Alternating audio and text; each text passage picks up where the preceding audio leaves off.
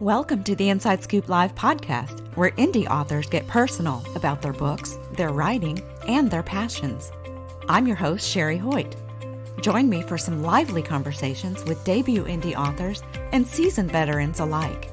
It's a great place to find your next amazing read or even get inspired. So sit back and enjoy the show and let me know what you think. Hey everyone, welcome. Today I'm talking with Christian de la Huerta, author of Awakening the Soul of Power. It's a book about how to empower ourselves, live heroically, and set ourselves free. And I don't know about you, but I could sure use a little bit of that right now. I'm really looking forward to talking with Christian today. But before we get started, here is the Inside Scoop. Award-winning author Christian de la Huerta is an acclaimed speaker at various settings, including universities, conferences, corporate training, spiritual communities, and the TED Talk stage. Audiences find Christian's message particularly relevant in these times. Christian also practices as a spiritual coach and a leadership development consultant whose work ranges from individuals and couples in private practice to major corporations and nonprofit groups. More about Christian and his work can be found at his website, soulfulpower.com. Well, hi, Christian. Welcome to Inside Scoop Live. Hi, Sherry. Thank you so much for having me. I'm honored to be on the show. Yeah, I've been looking forward to talking with you about your book because I'm curious. There's so much I want to dive into, but to just get started, what is Awakening the Soul of Power about? You know, Sherry, a lot of us, I would say most people have an ambivalent relationship with power. We want it, but we're afraid of it. And the more that I work with people on this issue, the more that I realize that what we're afraid of is that we might abuse it. And no wonder. Because, you know, any day that we read the morning headlines or watch the news, we're witnessing multiple abuses of power. And on top of that, we've been conditioned to think that power is a bad thing. You know, so with phrases like power corrupts, absolute power corrupts absolutely, but what they forgot to tell us is that that expression was speaking specifically about political power, not interpersonal human power. And so combine that, add to the mix the fact that we have been conditioned to be afraid of the emotions. So because we fear rejection, we avoid conflict, we avoid confrontation, put all that into a mix, and what happens is that we end up suppressing ourselves. We stuff ourselves. We stuff our desires, our preferences, our beliefs. We end up saying yes when inside we really feel no. And so we end up giving away our power, selling out on our power, and settling for less, settling for illusion of security, for false sense of security, for or acceptance, and for morsels of pseudo love. So it's not an effective strategy, and it all stems from this misunderstanding about what power is. Yeah. So what is the soul of power? Like, what inspired that title? What does it mean, and what inspired you to write a book about it?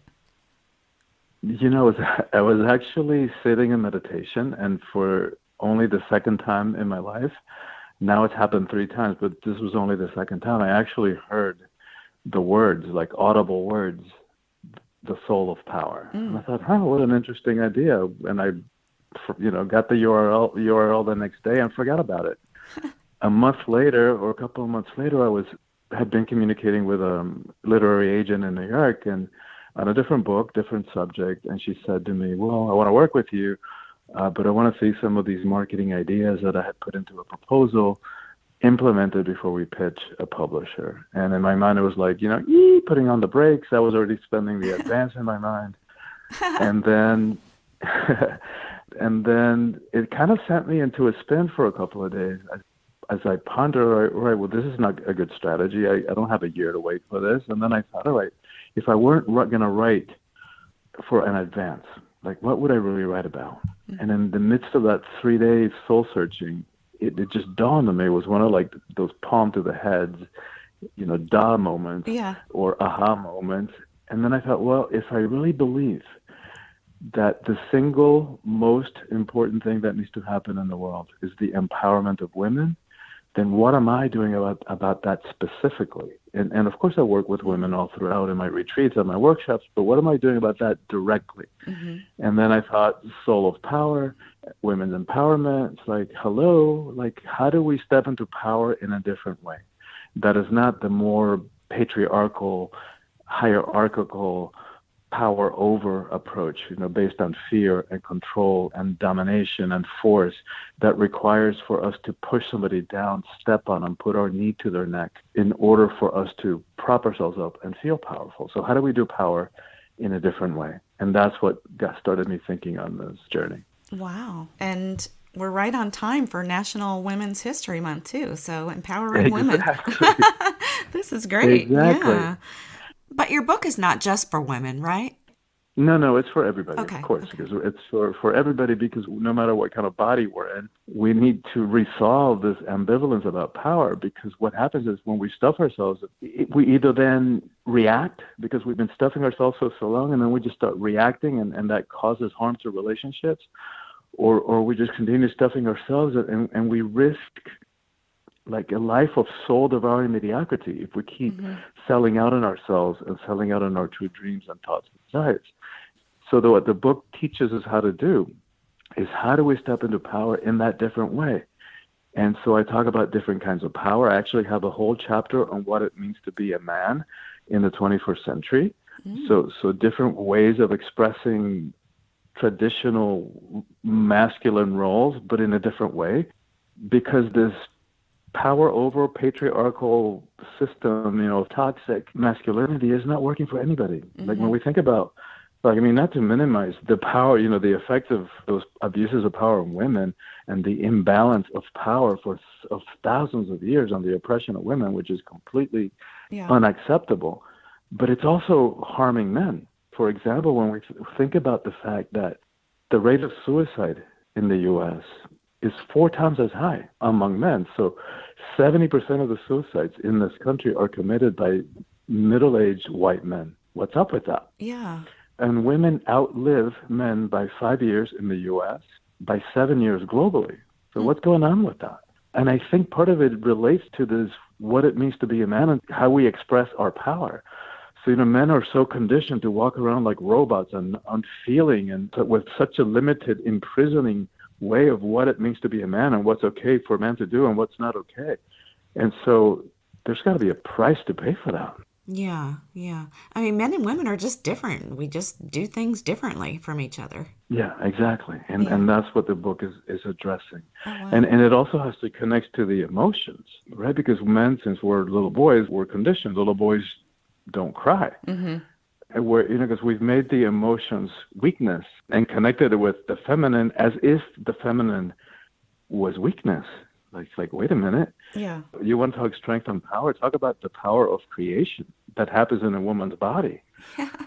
That's powerful. Yeah. But because we misunderstood these things, we suppress, even our emotions, because that's not what a man does. A man's not supposed to feel. And so the emotions, the thing we don't realize, the emotions are not good, they're not bad, they're not weakness, they're not strength, they're just energy.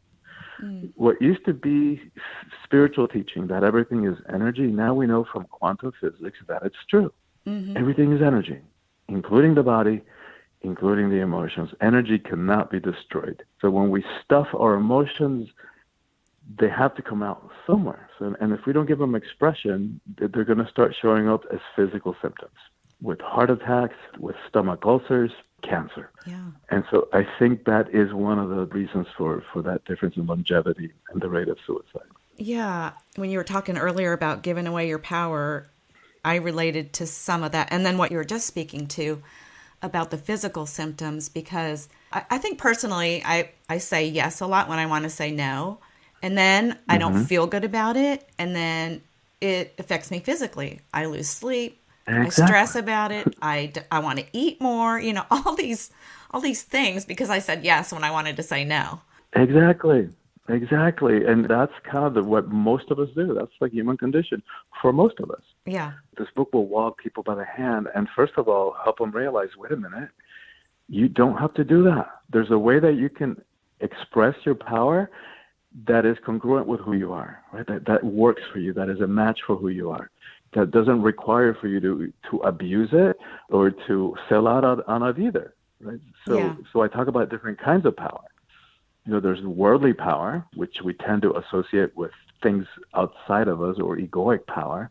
So we tend to think of people who are powerful, people who are rich, who have money, who have fame, who are maybe part of some kind of hierarchy, whether it's a corporate ladder or corporate structure or religious organization. But the thing about all those expressions of power, they're outside of us. They're external. So they're here today, gone tomorrow. As a lot of people are discovering through this COVID pandemic, with companies shutting down their doors and people whose identities were connected to their jobs are suddenly like, wait a minute, who am I if I'm not that?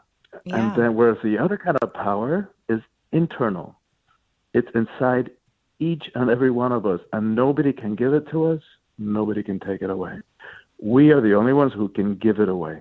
And so once we start realizing that the power is inside of us, and they're different, right? They express themselves differently, but the internal power, spiritual power, soulful power is no less powerful. In fact, I think it is even more powerful because it's permanent. So think about, it's like I think about Gandhi or Gandalf in The Lord of the Rings, in their simple monastic robes, their sandal feet.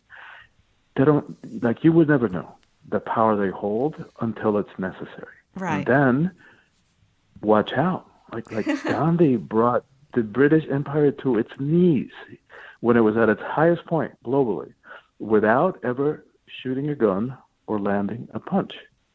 Like, that's powerful. Yeah.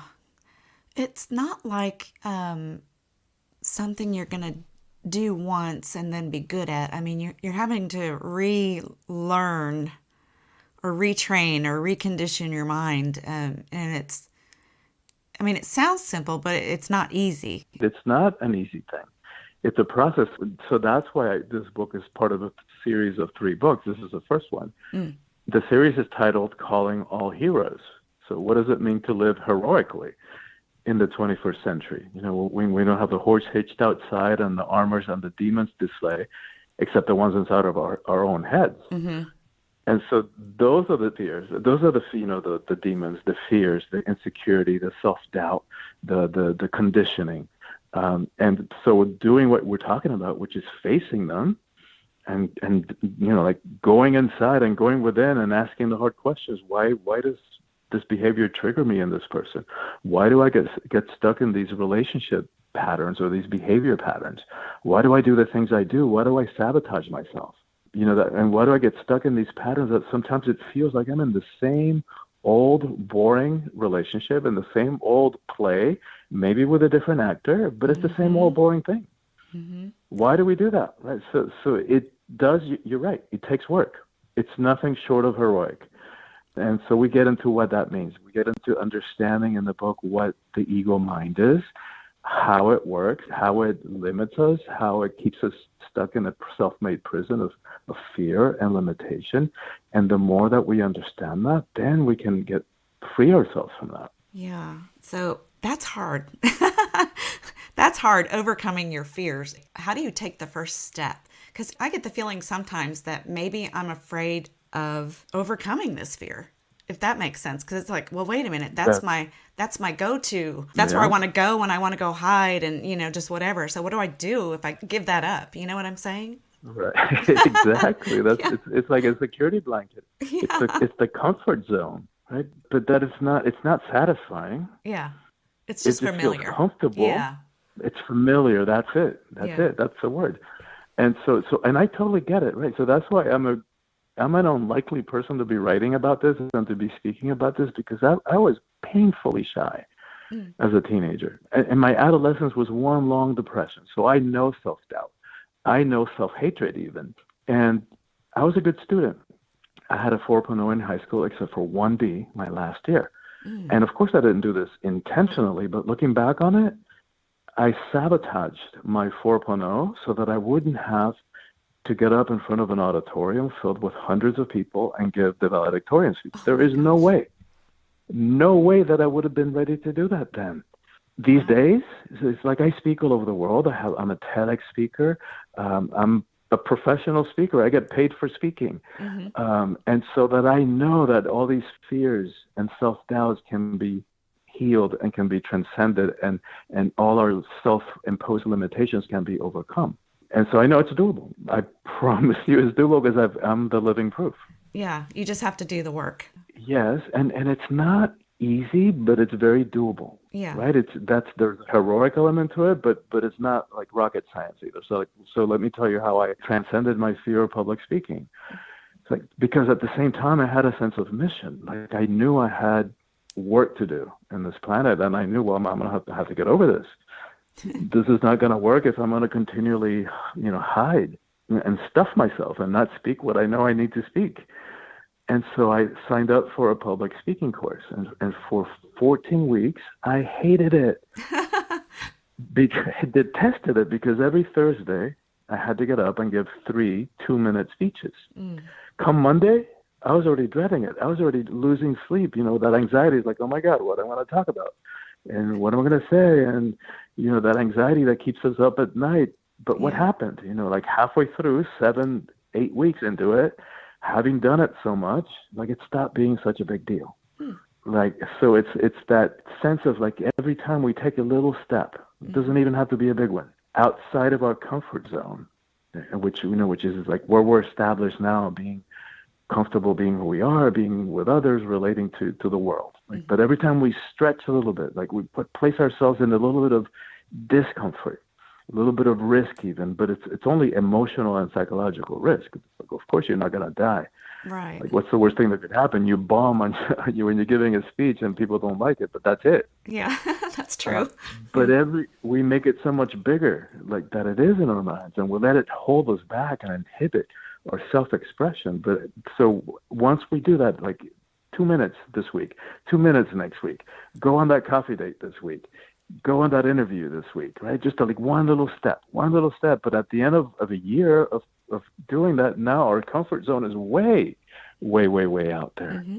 That's how we overcome fear. Wow, that's good stuff. You're very inspiring. I love listening to you talk too. You make me want to, okay, I'm going to go work on myself. I got to go. But You know what?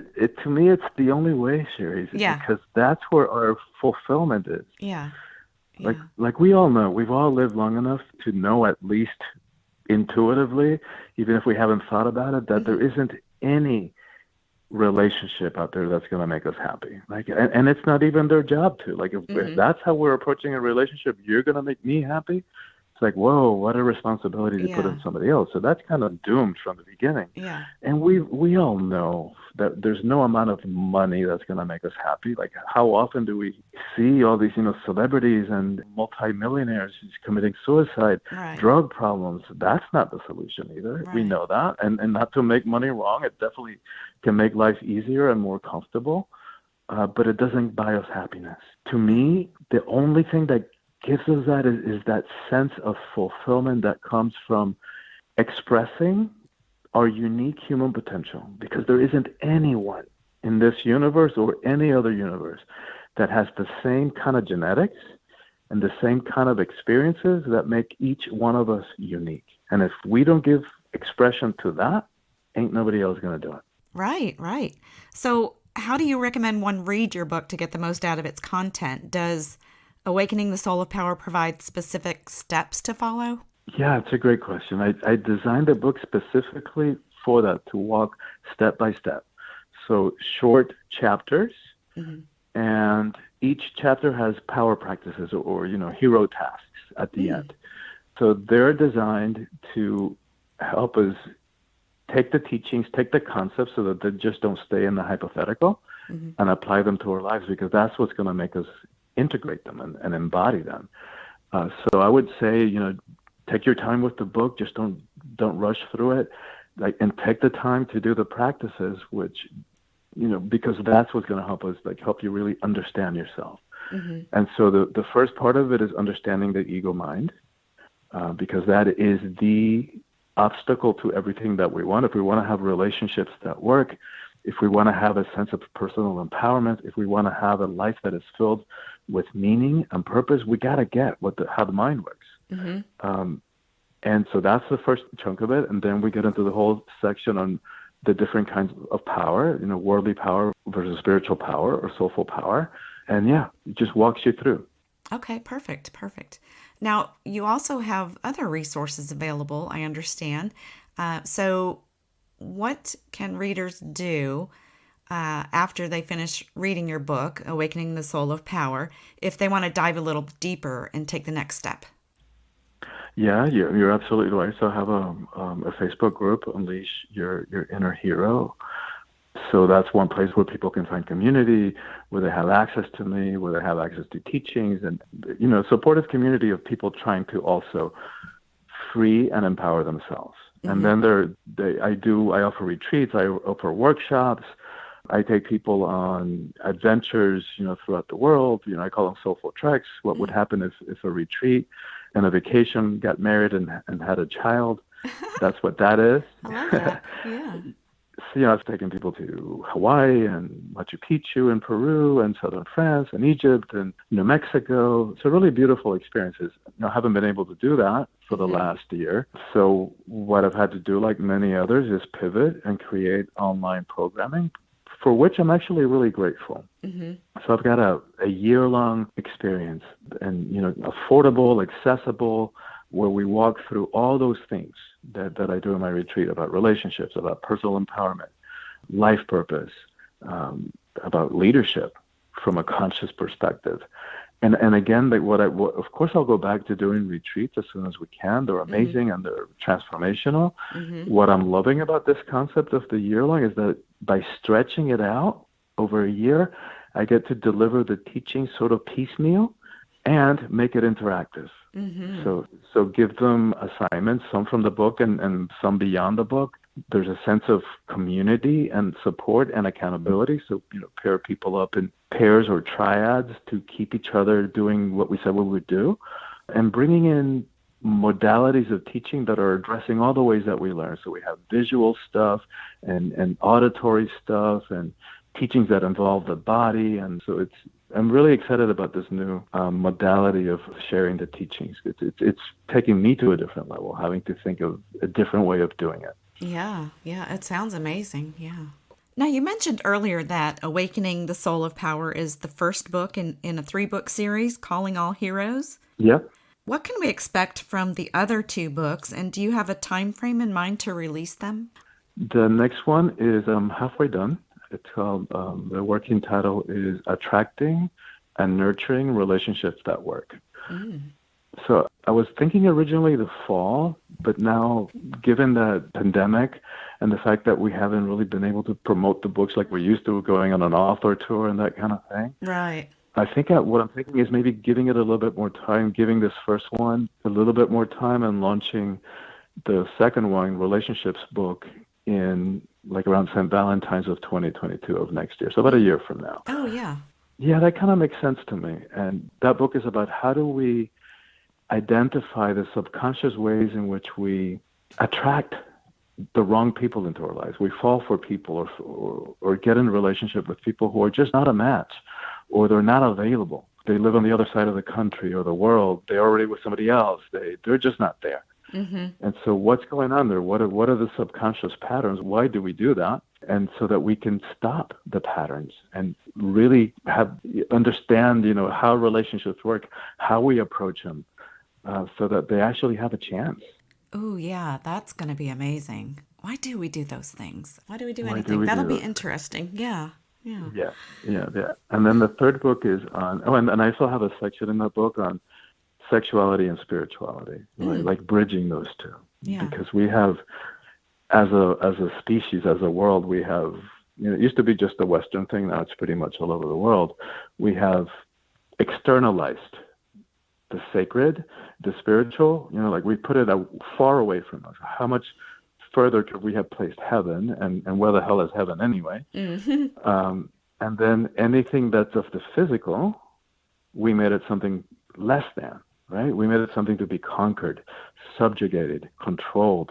In the case of the body, of the human body, we animalized it. The sense of sexuality, we demonized it. So no wonder we have sexual issues, and no wonder we have relationship stuff. So we'll have a whole section on how we bridge that chasm, that gap. And then the third book is on life purpose and conscious leadership. And I'm thinking a year after the second one. Yeah. Wow. Okay, you're going to be busy. Seriously. That's the goal, right? Seriously. Yeah. Oh. So, do you have any advice for listeners who want to get started in awakening and taking back their power? Yeah, I would say, first step is understand yourself. So go within so that you start getting to understand your triggers and your behavior patterns. So, for example, look at what kind of relationships do you tend to give your power away? Is it mostly in intimate, romantic, sexual relationships? Do you tend to give your power away in relationships with authority figures? So, parental figures, bosses, ministers, that kind of thing. So begin to observe yourself so that you understand the patterns. And then as you understand the patterns, you can figure out what's at the core of that. Understand the difference between the powers, worldly power and soulful power, so that you can accept that the power is within and that you get to express it in a way that works for you. Yeah. And then also continue going within and understand the patterns that we've been talking about of self-sabotaging and why we do the things we do.